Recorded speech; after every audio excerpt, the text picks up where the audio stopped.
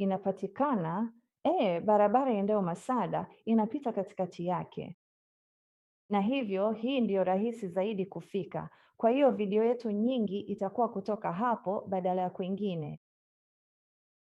Sasa majengo ya majivu ya miaka 3900 hayawezi kutarajiwa kuwa katika hali kamilifu, lakini tungeweza kuona kile kilichoonekana kama jengo. Lakini Ron alijua lazima kuwe na ushahidi zaidi ili kuwashawishi watu wengine. Mnamo 1989 Ron alitupeleka kwenye eneo alilohakikisha ni mji mmojawapo. Alituambia kuwa ni ya majivu, kwa hiyo tulichukua baadhi ya sampuli.